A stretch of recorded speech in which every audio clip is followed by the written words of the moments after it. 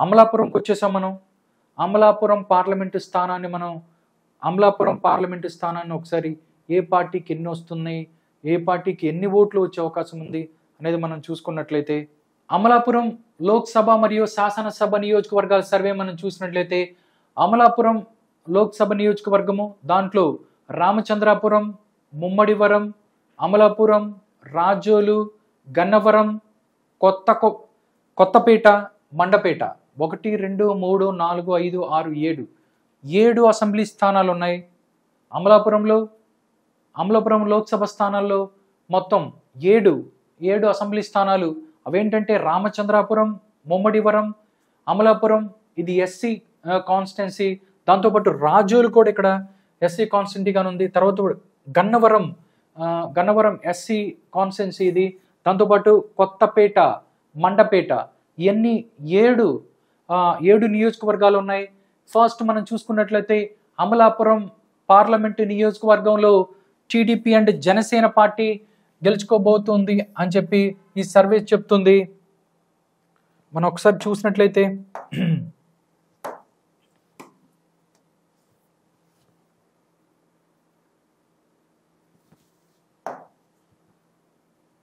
అమలాపురం లోక్సభ నియోజకవర్గం మాత్రం TDP and Janasena party గెలుచుకోబోతోంది అని చెప్పి ఈ సర్వే సంస్థ చెప్తుంది. దానిలో భాగంగానే మొత్తం ఇక్కడ 7 అసెంబ్లీ నియోజకవర్గాలు ఉన్నాయి. అసెంబ్లీ నియోజకవర్గాల్లో రామచంద్రాపురం చాలా హాట్, రామచంద్రాపురం చాలా ఉత్కంఠంగా ఉంది. అంటే దీంట్లో రామచంద్రాపురంలో టఫ్ ఫైట్ ఉండబోతుంది, కీన్ కంటెస్ట్ అని చెప్పబోతున్నారు. దాంతోపాటు ముమ్మడివరం చూసుకున్నట్లయితే ఇక్కడ ముమ్మడివరంలో మాత్రం టీడీపీ అండ్ జనసేన పార్టీ ముమ్మడివరంలో గెలవబోతుంది అని చెప్తున్నారు. దాంతోపాటు అమలాపురం ఎస్సీ నియోజకవర్గం ఇది. అమలాపురంలో కూడా టీడీపీ అండ్ జనసేన పార్టీ గెలబోతుందని చెప్తున్నారు. దాంతోపాటు రాజోలు చూసుకున్నట్లయితే మనకి రాజోలు మనం ఒకసారి చూసినట్లయితే గత ఎన్నికల్లో ఇక్కడి నుంచి జనసేన పార్టీకి సంబంధించి రాపాక వరప్రసాద్ ఇక్కడ జనసేన పార్టీకి నుంచి గెలిచారు. దాని తర్వాత ఆయన వైఎస్ఆర్ కాంగ్రెస్ పార్టీలోకి వెళ్ళారు. ఇప్పుడు కూడా వైఎస్ఆర్ కాంగ్రెస్ పార్టీ నుంచే పోటీ చేస్తారా, వేరే వాళ్ళు చేస్తారా అనేది తెలియరావాల్సి ఉంది. కానీ ఇక్కడ రాజోల్ నుంచి ఎవరు గెలిచినా కానీ ఇప్పుడు మాత్రం రాజోల్ నుంచి టీడీపీ అండ్ జనసేన అభ్యర్థి మాత్రమే విజయం సాధిస్తారు అని చెప్పి ఈ సర్వే సంస్థ చెప్తుంది.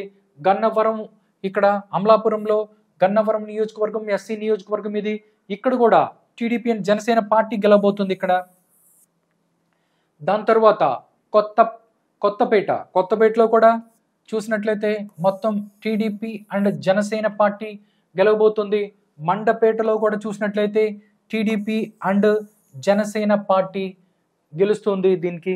ఎందుకంటే మనం చూసినట్లయితే మొత్తంగా గోదావరి జిల్లాలలో వైఎస్ఆర్సీపీ పార్టీకి బలం ఉన్నప్పటికీ ఇక్కడ ఏదైతే తూర్పు గోదావరి, పశ్చిమ గోదావరి ఈ యొక్క జిల్లాలలో మాత్రం జనసేన పార్టీకి ఎక్కువ మంది ఓటేసే అవకాశం ఉందని అంటుంటారు. అందుకే టీడీపీ జనసేన పార్టీకి ఇక్కడి నుంచి మనం చూసినట్లయితే మొత్తం అమలాపురం లోక్సభ స్థానాన్ని దగ్గర నుంచి తీసుకొని ఒక్క రామచంద్రాపురం వదిలేస్తే మొత్తం ముమ్మడివరం, అమలాపురం, రాజోలు, గన్నవరం, కొత్తపేట అండ్ మండపేట మొత్తంలో టీడీపీ అండ్ జనసేన పార్టీ గెలుచుకోబోతుంది అని తెలుస్తోంది.